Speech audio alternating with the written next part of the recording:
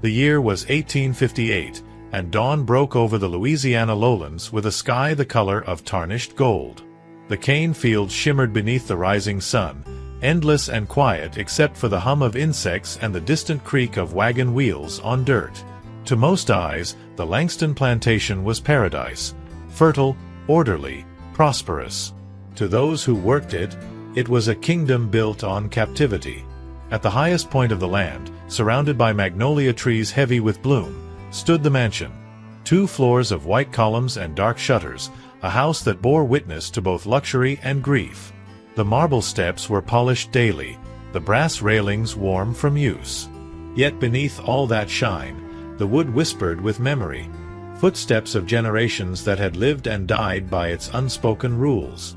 Edward Langston stood in the doorway, a man not yet older than 22, gazing across the property that had just become his.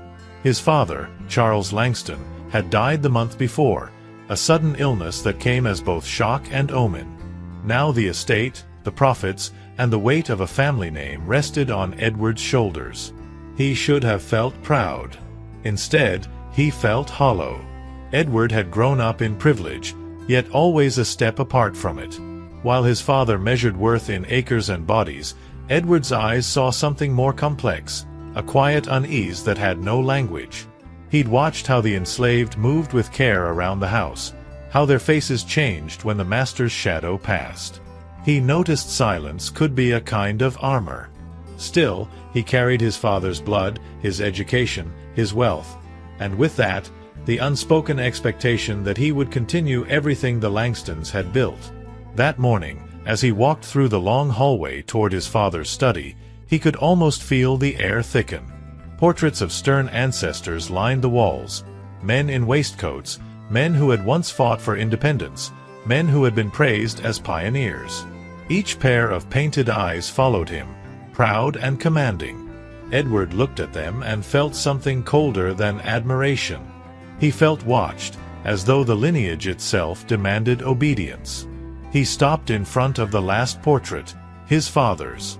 The brushwork was sharp, confident, the mouth curved in a half-smile that looked almost cruel now. Charles Langston had been a man of charm and control. He could charm politicians, terrify bankers, and make even sin sound like strategy. But every bright reputation casts a dark shadow.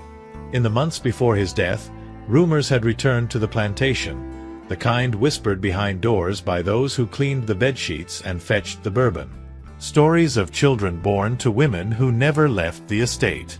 Stories of debts paid with flesh. Edward had dismissed them then. But death has a way of loosening secrets. He entered the study where everything remained as his father left it. The scent of cigar smoke lingered in the curtains. The decanter of brandy was half full.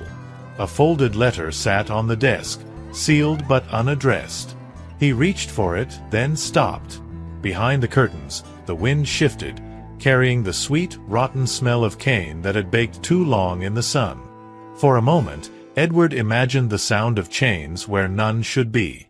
The clink of metal, soft but certain, from somewhere beyond the open window. He told himself it was the sound of tools, workers starting early. But in his chest, a faint ache said otherwise. The plantation's overseer, Mr. Harlan, entered without knocking. A tall, red-faced man, loyal to the Langstons and brutal in his methods. "Morning, sir," Harlan said, removing his hat. "We've got the hands ready for the new cut. I figured we'd start." Edward interrupted quietly. "Let them rest today. The funeral's not even over." Harlan looked confused. "Rest, sir? We don't rest in harvest season." Edward's gaze stayed on the window. "Then maybe we should start." The overseer hesitated, uncertain whether this was grief speaking or weakness. Either way, he left. And for the first time that morning, Edward breathed deeply, slow, searching. The air was thick with meaning, as if the walls themselves held their breath. He walked to the window and looked out over the endless green. The land was beautiful. It was also cursed.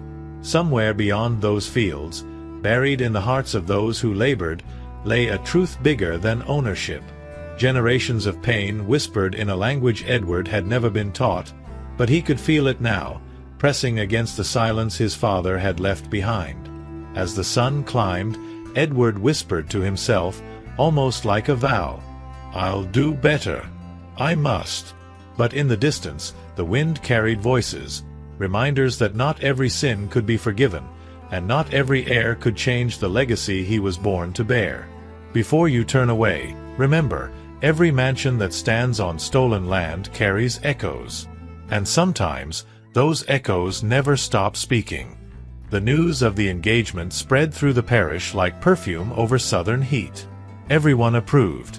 The match was proper, prestigious, and profitable. The Langstons would unite with the Monroes, a trading family from Savannah, whose fortune came not from land, but commerce. Cotton, sugar, and once, the ships that carried chains across the ocean.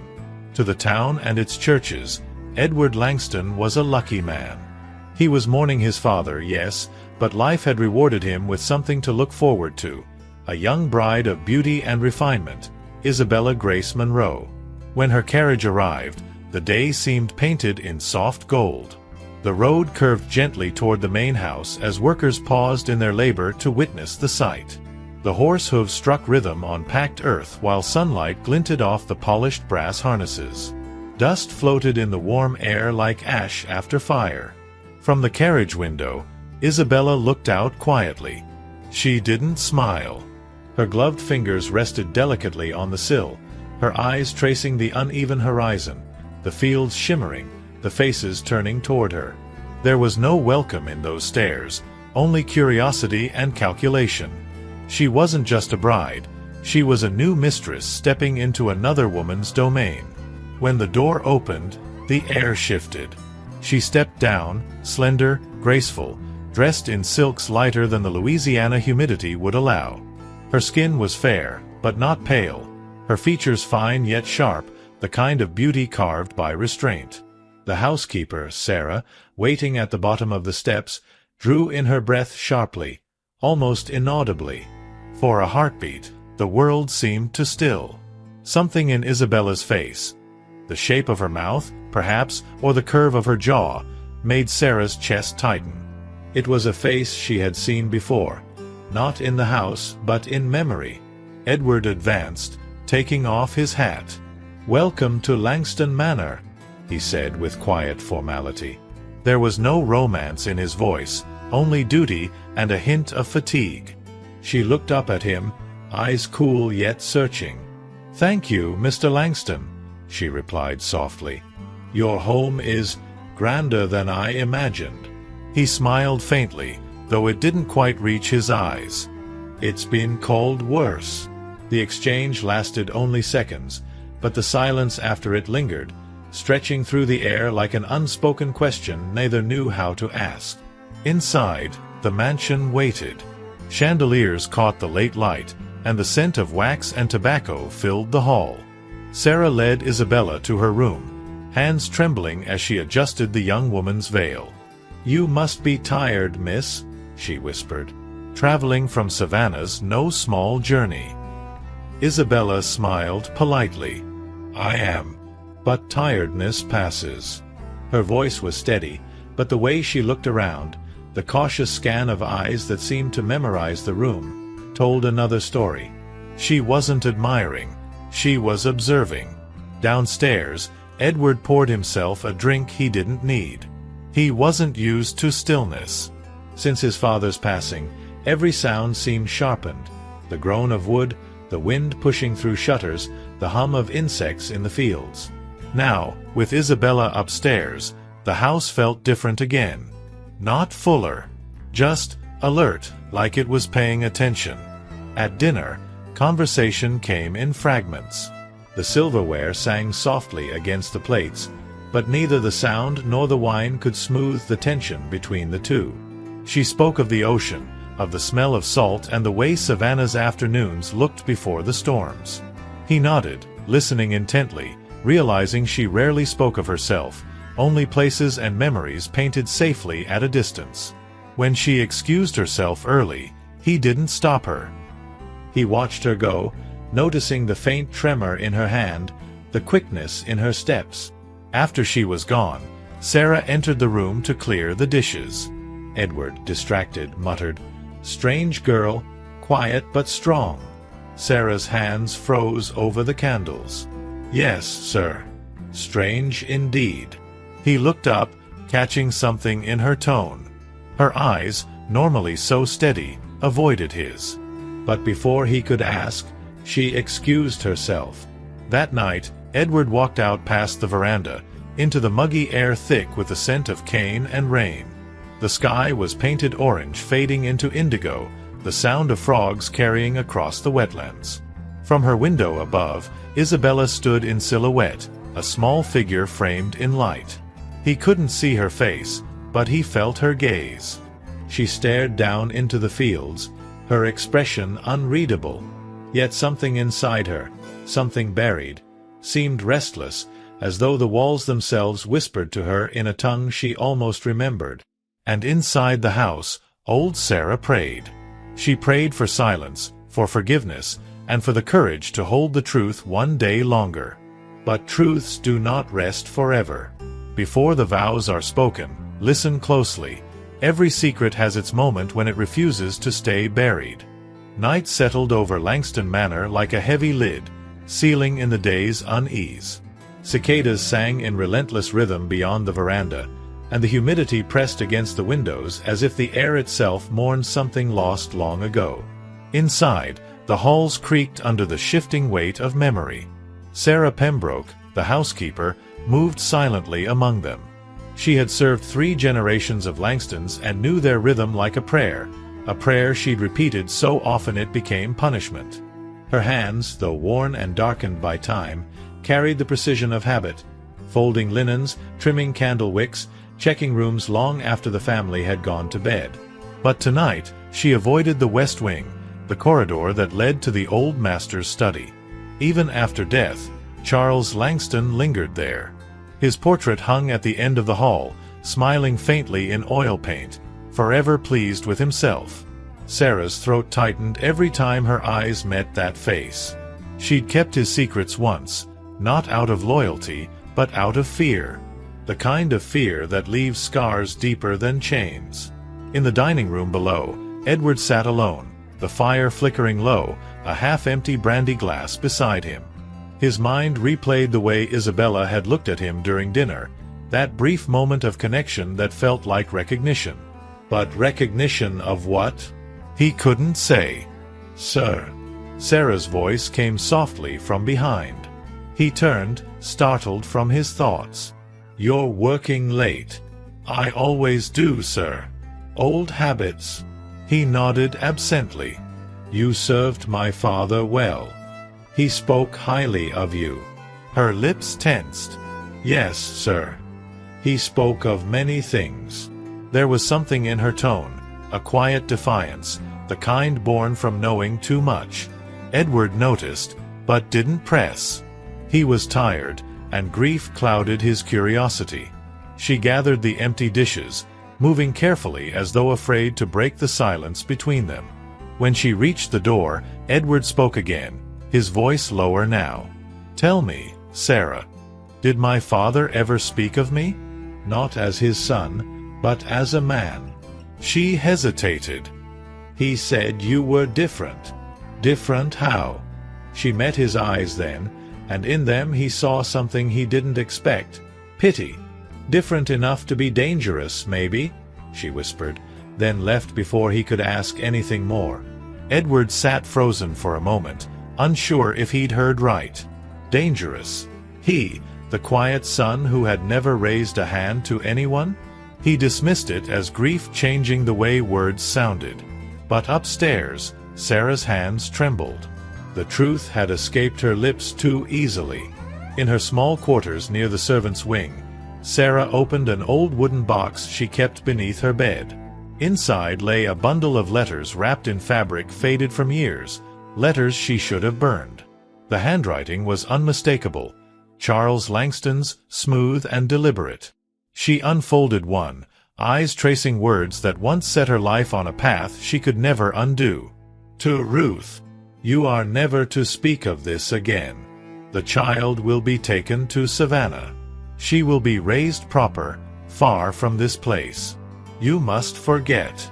If word ever reaches society, it will ruin more lives than you imagine." Sarah read the lines as if seeing them for the first time, her lips trembling, her chest heavy with years of silence. Ruth. That name alone was enough to reopen every wound. Ruth had been gentle, quiet, a woman enslaved in this house long before freedom was even an idea.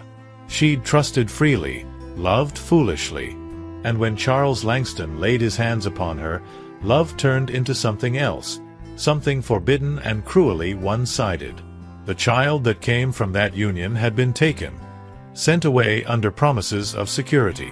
Promises Sarah now realized had birthed a curse instead. For years, she told herself the girl was safe somewhere far from this place, safe and unaware. But when Isabella stepped out of that carriage earlier that week, Sarah had seen Ruth's face reborn. The same eyes, the same quiet strength. She pressed a hand against her mouth to smother a sob. The candle beside her flickered wildly, as though disturbed by the confession she'd refused to make aloud. Sarah had long believed God punished through memory. Every time she polished the Langston silver, she saw reflections of those they'd broken. Every morning, as the field songs rose past her window, she heard forgiveness that wasn't meant for her. Now she feared something worse, that history didn't forgive at all, it only repeated itself. She folded the letter carefully, returned it to the box, and locked it once more. Then she fell to her knees beside the bed. "Lord," she whispered, "let me hold my peace one day longer. Let truth stay buried till I'm dead." But outside, the storm clouds had already begun gathering over the fields. Change was coming, carried on the wind, and Sarah knew that whatever secret she protected would not stay hidden for long. The past can whisper quietly for years, until the new generation walks straight into its echo. Dawn broke golden over Langston Manor on the wedding day, painting the cane fields in light that seemed too pure for what lay beneath. Carriages lined the Oak Avenue, their wheels churning dust as guests arrived from neighboring parishes, planters in silk waistcoats, their wives fanning themselves against the rising heat, children running between magnolias heavy with bloom. The air carried the scent of jasmine and polished leather, undercut by the faint, earthy tang of the fields beyond. Inside the chapel, a modest brick structure built by enslaved hands decades earlier, preparations moved with practiced grace. White lilies lined the pews, their fragrance thick and cloying. Edward Langston stood at the altar, his reflection sharp in the polished brass candelabra. His suit fit perfectly, tailored in New Orleans, but his hands betrayed him. Fingers twisting the cufflinks, eyes scanning the stained glass windows as if answers hid in their colored light. He had barely slept. Isabella's arrival had stirred something restless in the house, a tension that hummed like distant thunder.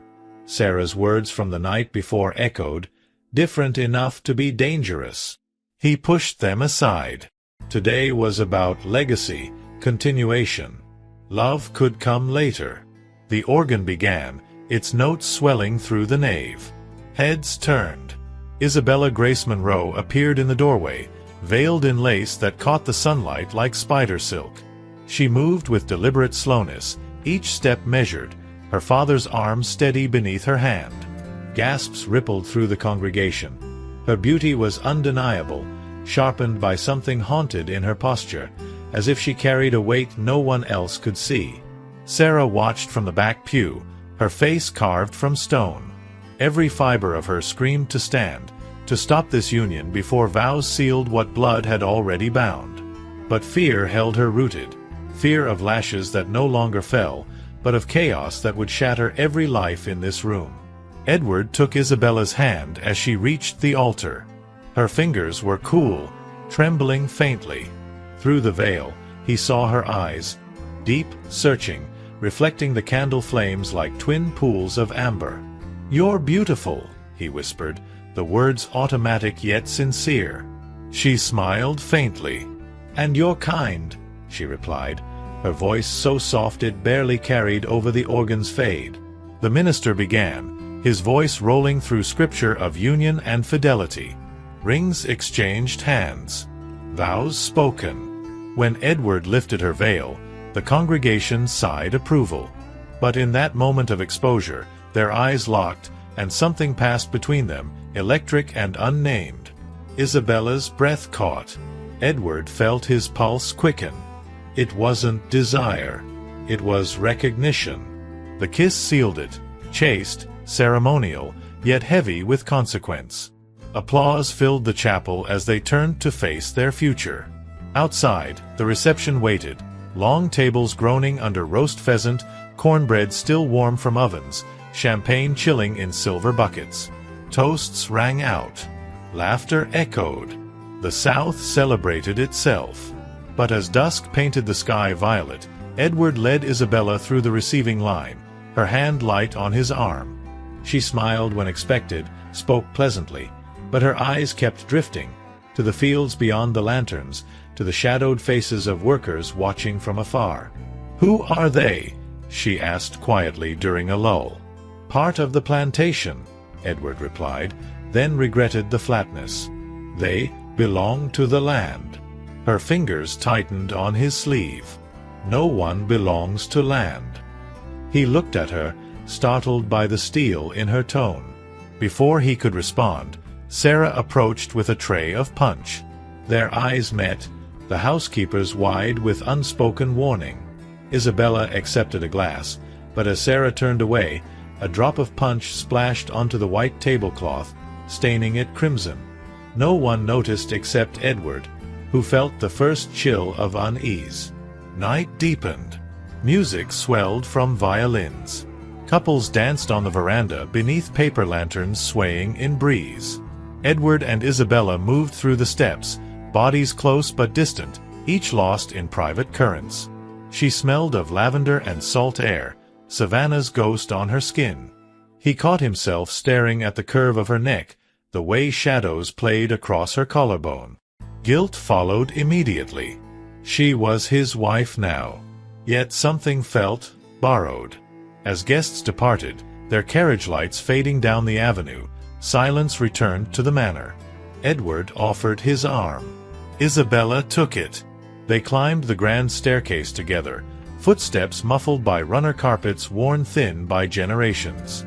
Sarah watched from below, hands clasped so tightly her knuckles gleamed white. At the bedroom door, Edward paused. "Good night, Isabella," he said formally. Consummation could wait. This marriage needed space to breathe. She nodded, relief flickering across her face. "Good night, Edward." The door closed. Alone in the hall, he leaned against the wall, heart pounding without reason. Downstairs, Sarah sank into a chair, whispering prayers against truth that grew louder with every passing hour. The wedding was complete. The union sealed. But in the quiet that followed celebration, something ancient stirred, blood calling to blood across years of silence. Vows bind what eyes cannot see, but some truths demand their own ceremony. Moonlight spilled through lace curtains, painting silver patterns across the bridal chamber. The room breathed history, four-poster bed carved from Louisiana walnut, canopy draped in mosquito netting yellowed by time, armoire filled with linens monogrammed with the Langston crest. A single candle burned on the bedside table, its flame steady despite drafts whispering through cracked window panes. Isabella sat before the mirror, unpinning her hair. Each pearl hairpin clicked against porcelain as it fell, the sound unnaturally loud in the stillness. Her reflection stared back, pale, strained, beautiful in exhaustion. She should feel joy, or at least anticipation. Instead, nausea churned in her stomach, fed by memories that weren't hers. Savannah had been different.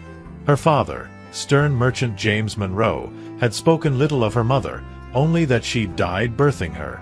Raised by aunts who measured love in discipline, Isabella learned early to observe rather than question. Yet dreams haunted her, faces she didn't know, fields that smelled of cane and river mud, hands reaching through darkness. Now, married, those dreams felt prophetic. The manor pressed against her consciousness like living memory. She touched the sapphire necklace at her throat, wedding gift from Edward, and shivered. Its cold metal felt like judgment. Down the hall, Edward paced his dressing room, collar undone, cravat discarded across a chair. Propriety demanded he join her tonight, complete the marriage in flesh as well as law. But instinct recoiled. Their dance earlier, bodies close, breaths mingling, had awakened something primal, confusing. Desire tangled with unease, like drinking from a familiar cup that suddenly tasted poisoned. He paused before the window overlooking fields. Workers' quarters glowed faintly in distance, lanterns marking lives tethered to his prosperity. Guilt pricked him. Father never hesitated. Power was his sacrament. Edward wanted different, though he couldn't name what. A soft knock. Sarah entered bearing fresh towels, eyes downcast. "For the lady, sir." Edward nodded. "Thank you, Sarah. You may retire." She hesitated, cloth clutched tightly.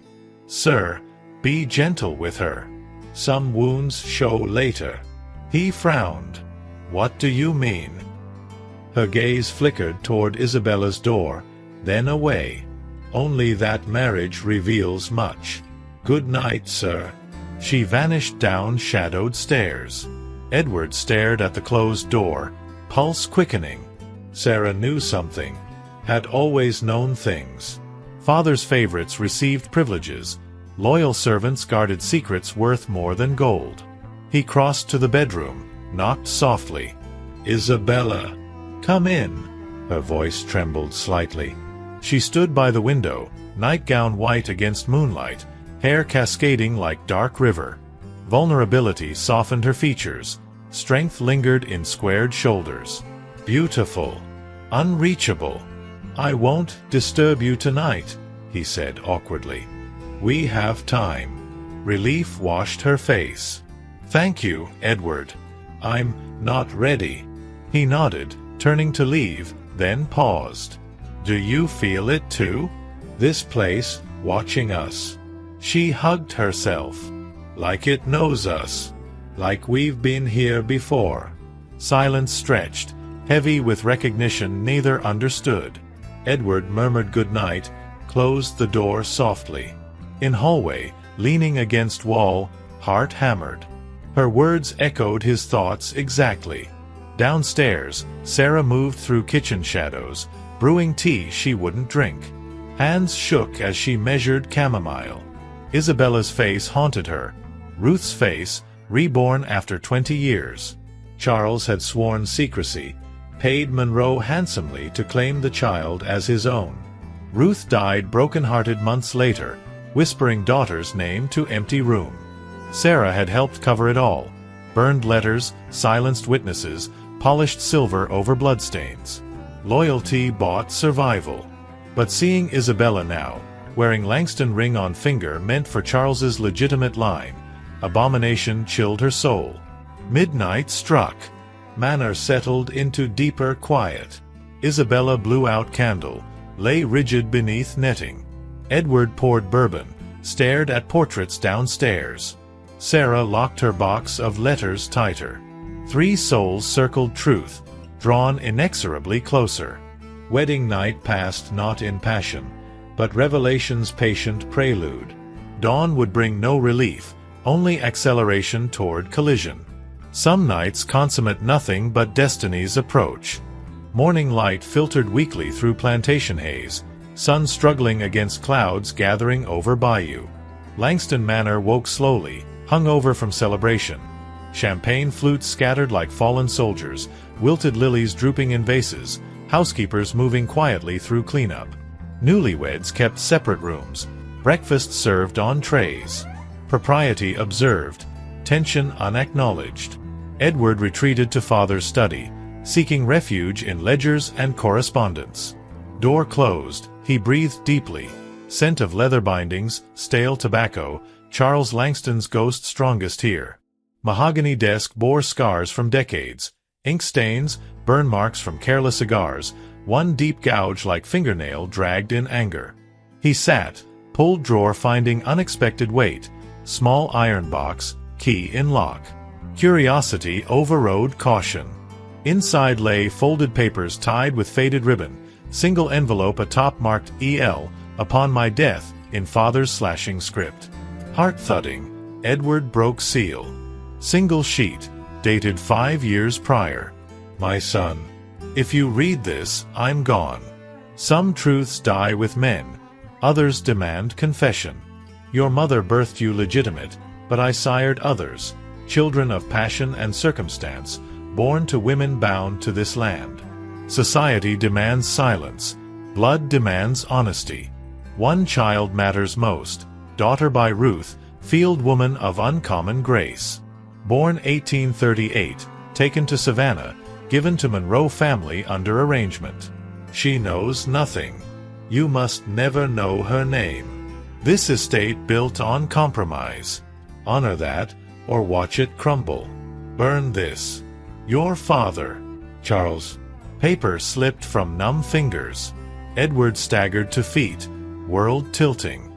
Isabella. Born 1838. Savannah. Monroe family. Details matched perfectly. Too perfectly for coincidence. Half-sister. His wife was his half-sister. Revulsion hit first, hot bile rising. Then rage, father's arrogance scripting tragedy across generations. Charles hadn't protected family. He'd engineered abomination, then forced silence upon survivors. Edward swept books from desk, leather volumes thudding to floor. Portrait above mantel seemed to mock him. Father's painted smirk wider now. You bastard, he whispered. You cursed us all. He paced, breath ragged.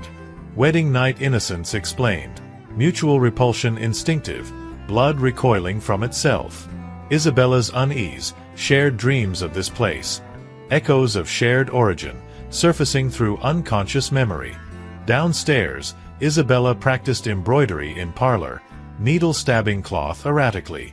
She felt Edward's distress like atmospheric pressure shift before storms. Something fractured upstairs. Marriage already? Or deeper rift? Sarah entered carrying fresh linens, saw Isabella's pallor. You all right, ma'am? Isabella forced smile. Just tired. Weddings exhaust the soul. Sarah nodded, throat tight. She knew. Had always known. Charles's letter haunted her too. Copy burned long ago, but words seared permanent. Ruth's daughter returned as master's bride, biblical judgment. Edward burst into hallway, letter crushed in fist. Face ashen, eyes wild. He saw Sarah at parlor door, grabbed her wrist. You knew. She gasped, wrenching free. Sir, please. All of you knew. Voice cracked. Isabella appeared behind Sarah, confusion turning to fear. Edward, what's happened? She asked. He thrust letter toward her, then pulled back. Read a later. Not here. He stormed past, out veranda toward stables.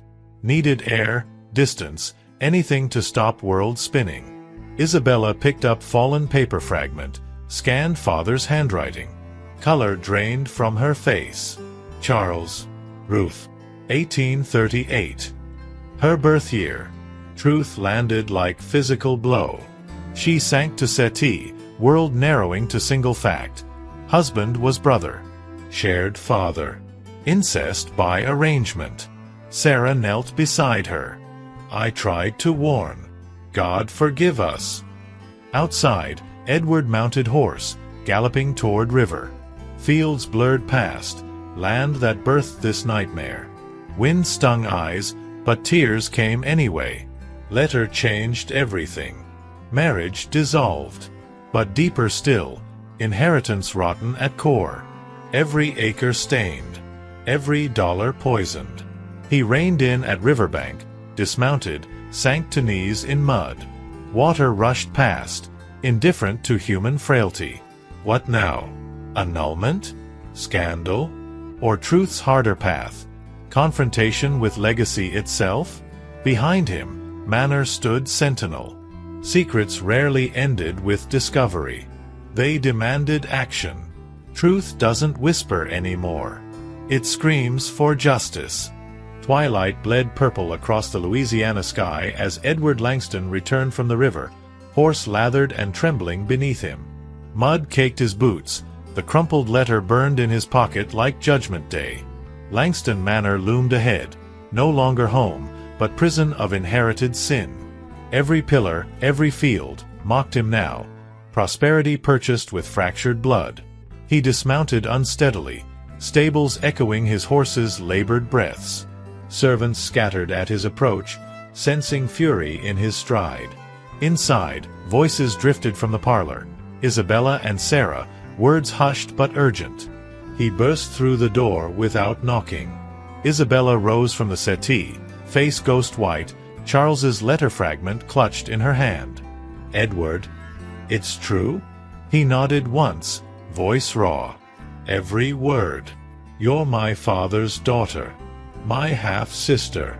The room contracted. Sarah shrank against the wall, eyes pleading forgiveness she'd never receive. Isabella's knees buckled. She gripped the chair back, sapphire necklace glinting mockingly at her throat, wedding gift now symbol of abomination. "How?" Isabella whispered. "My father, James Monroe. He said my mother died in childbirth." Edward laughed bitterly, a hollow sound. "Paid liar. Charles bought silence with gold. Sent you away to preserve his name. Married you to me without a whisper." Rage ignited in her eyes, not at him, but the web spanning decades. "We danced last night. Slept under the same roof. God, Edward." He crossed to her, hands hovering without touch. Instinct knew. That's why we recoiled. Blood recognizes itself. Sarah spoke then, voice breaking decades of silence. "I helped him. Ruth, your mother, begged me to protect the truth. She died whispering your name, Miss Isabella. Charles swore me to secrecy. Survival's price." Isabella whirled on her. "You watched me arrive. Knew from the first step. Said nothing." Sarah wept openly. "Fear, child. Truth destroys here. But silence destroys slower." Edward slammed fist into mantle, wood splintering. "No more. This ends tonight." He stormed upstairs to father's study, wrenching drawers open. Ledgers tumbled, hidden compartments yielded more letters, payments to Monroe's, threats veiled as contracts, Ruth's faded plea scrawled in desperation. Evidence enough to burn reputations across parishes. Downstairs, Isabella paced like caged panther. What now? Annulment? Scandal? They'll call us monsters. Edward descended, armful of papers. Worse than scandal. Truth. Father built this on bodies and lies. We dismantle it. Lightning cracked outside, first drops pattering against windows. Storm arrived precisely when secrets broke. Isabella flinched at thunder, then straightened. Shared blood forged strange solidarity, victims allied against ghost. Sarah knelt, gathering fallen pages. "Burn it all, sir. Let dead stay buried." Edward met her eyes coldly. "No. Light the parlor fire." Flames devoured paper ravenously, illuminating faces carved by betrayal. Ink curled black, signatures vanished in ash. Last to burn, Charles's confession. Edward watched it consume, whispering, "Rest now, father. Your empire ends." Storm raged full force. Wind howled through shutters, rain lashed like accusations. Isabella stood apart, arms wrapped tight. "I can't stay here. This house, it suffocates." Edward nodded. "Go to your room. I'll handle the overseer, the workers. Dawn brings change." She fled upstairs, slamming door. Edward turned to Sarah. "Pack. You leave with references tomorrow." Her face crumpled. Sir. Out. All of you who knew and stayed silent. Alone, Edward collapsed into chair, fire dying to embers. Manor groaned against gale, foundation literally shifting. Inheritance rejected, manhood forged in rupture. Outside, workers huddled in quarters, sensing master's turmoil through storm's fury. Change brewed hotter than lightning. Upstairs, Isabella wept not for marriage lost, but identity stolen twice, once at birth, now in vows. Thunder masked her sobs, but resolve hardened within. Escape this cursed soil. Confrontation passed. Reckoning dawned. Some storms cleanse. Others reveal foundations too rotten to rebuild. Storm spent itself by midnight, leaving bayou air washed clean but earth sodden. Moon pierced parting clouds, silvering flooded fields where sugarcane bowed broken. Langston Manor stood sodden sentinel, lanterns flickering defiance against night's damp chill. Edward couldn't sleep. He wandered veranda, boots squelching on flooded boards, pipe smoke curling into mist. Tobacco failed to dull thoughts churning like river after rain. Half-sister wife, father's calculated cruelty, legacy demanding destruction. Every solution birthed complication. Scandal would destroy Isabella utterly. Silence perpetuated sin. Footsteps sounded behind. Isabella emerged wrapped in shawl, hair loose and wild. Can't sleep either? He offered pipe, she declined. They leaned on rail together, staring at darkness where fields met water. Frogs chorused, distant owl mourned. I walked to the river today, Edward said finally. Wanted to drown it all. She nodded. Savannah feels like another life. Father, James, never mentioned Louisiana. Now I know why. Silence comfortable now, forged in shared ruin. What do we tell people? She asked. Nothing yet. Annulment papers from New Orleans lawyer. Irreconcilable differences. Society swallows that. Her laugh brittle. Half-siblings as irreconcilable. Perfect. He gripped rail tighter. Isabella. Do you hate me? Eyes met, moonlight revealing vulnerability. No. You're victim too. We both inherited monsters. First thaw. Edward exhaled. Ruth, your mother. Sarah said she had grace. Isabella's voice softened. Tell me. He relayed fragments Sarah confessed earlier. Ruth's quiet strength, songs sung low in quarters, Charles's seduction masked as affection. Child taken at birth, Ruth wasting to shadow, dying without daughter. Tears traced Isabella's cheeks. She knew me only hours. I carry her face, her blood, wasted here. Edward touched her shoulder tentatively. Brotherly now, innocent. Not wasted. You survived. That's victory. Comfort passed between them, pure for first time. Storm's aftermath birthed fragile peace. Dawn crept gray. Workers stirred. Overseer Harlan approached warily. Sir, fields flooded. Hands need direction. Edward straightened. Gather everyone. Big house, 1 hour. Harlan blinked. Everyone, sir? All. Isabella retreated inside as laborers assembled. Men, women, children numbering over 100, faces etched suspicion. They filled yard, murmuring, dripping mud from night labors. Edward emerged onto porch, Harlan beside. Silence fell absolute.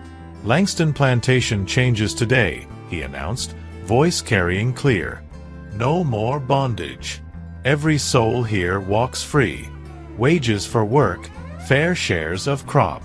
Sign papers at noon. Gasps rippled, joy erupted cautious.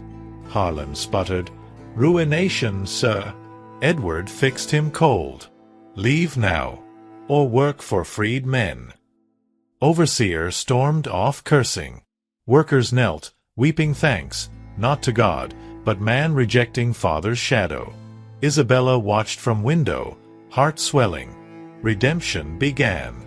Edward descended steps, shaking hands, promising deeds. Exhaustion hit midday. He retreated inside, collapsing study chair. Isabella entered quietly. "You did right." He smiled wearily. "We did." River outside ran higher, carrying away old order. New fragile pact formed, siblings allied in truth. But freedom cost steep. Neighbors whispered madness, banks called loans. Edward mortgaged land, sold heirlooms. Isabella penned Savannah ants, severing ties. Peace proved fleeting. Sarah lingered, begging forgiveness. "Stay," Isabella urged.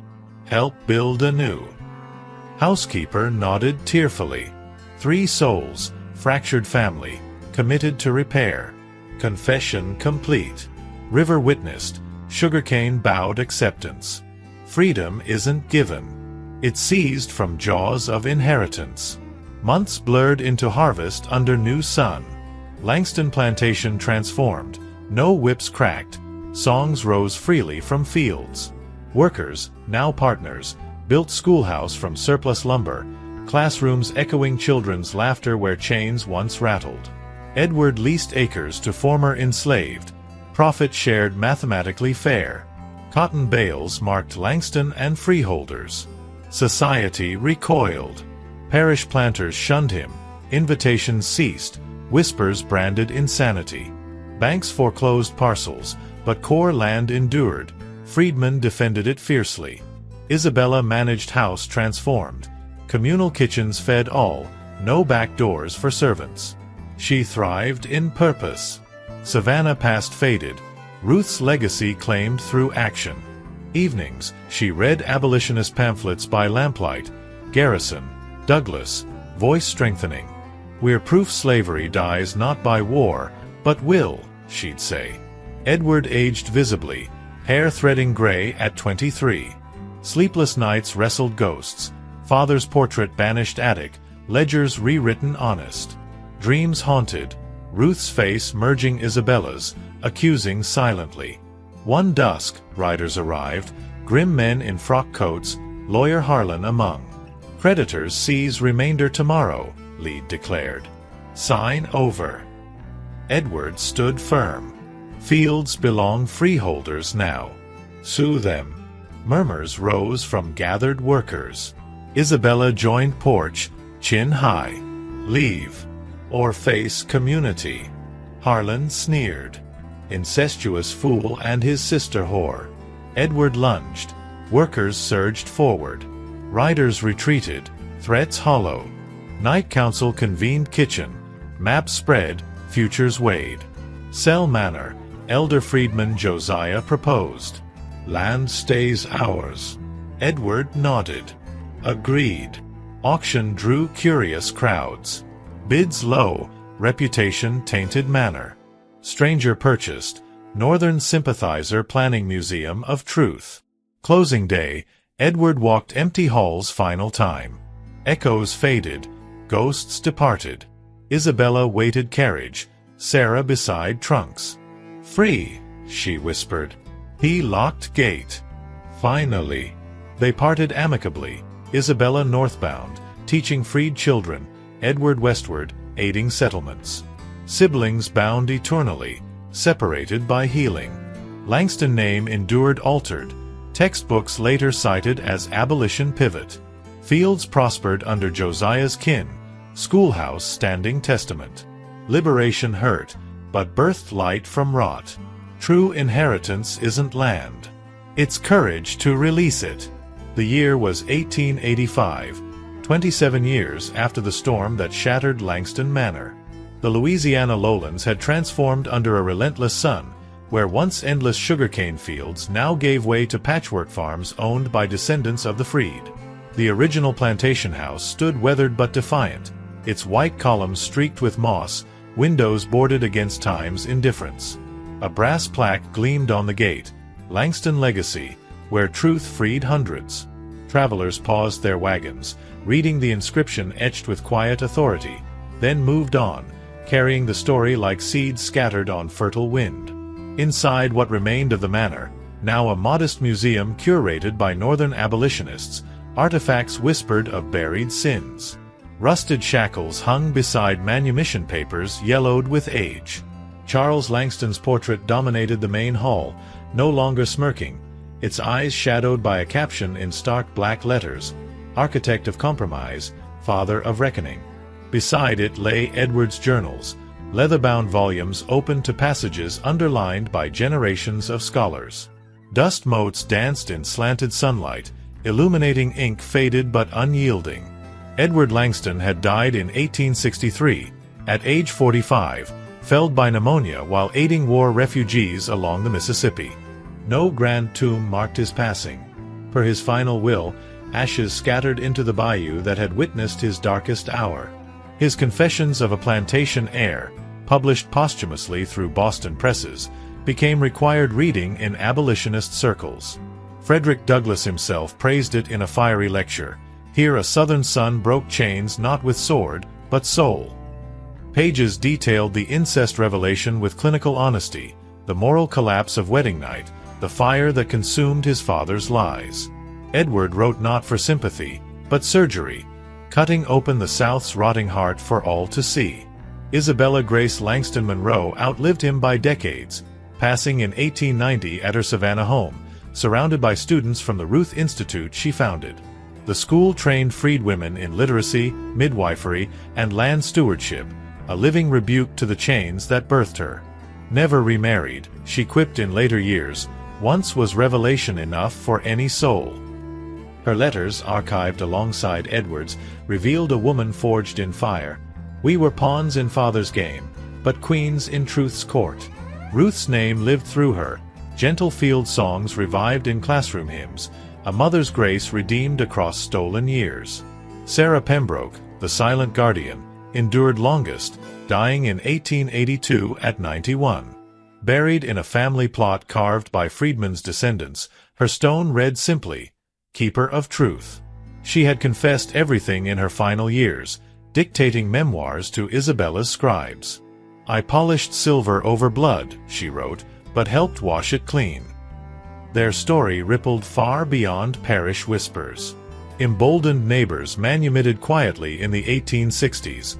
Congressional testimonies cited Langston as precedent for compensated emancipation. The incest scandal faded into footnote. Redemption's shadow eclipsed it entirely. By Reconstruction's end, the fields prospered under Josiah's kin, the original freedman elder whose descendants chaired parish schools. The schoolhouse Edward funded expanded into Langston Academy, its bell-tolling lessons where whips once cracked. A modern visitor, perhaps a teacher from New Orleans, stands now at the riverbank where Edward knelt decades prior. The water rushes swift and brown, carving banks lined with resilient cypress. Cane whispers in the breeze, no longer bowed by greed but tended by free hands. Distant gospel rises from church steeples, evolved from field hymns sung in secret. Winds carry faint echoes, chains dissolved into progress, silence shattered into song. Truth's true power lies not in destruction, but reconstruction. The Langstons proved blood may bind, but will liberates. Society built on silences breaks only when individuals scream, first in confession, then in action. Edward's journals captured it eternal. We inherited chains worn by others, forged by fathers. Breaking ours freed thousands. Pain purchases progress, silence buys only repetition. That passage adorns the museum's final wall, carved deep in granite. Sun sets blood orange over transformed fields, gilding the bayou gold. Echoes persist, demanding vigilance against cycles that crave renewal. History doesn't merely whisper, it commands, remember, reflect, release. Museum doors close at dusk, visitors depart changed, conversations hushed with newfound weight. The river flows unceasing, washing yesterday clean while carrying lessons into tomorrow. Langston's curse lifted, its truth endures, a beacon for heirs yet unborn. Stories like this demand sharing, not for shock, but salvation. What inheritance will you break today?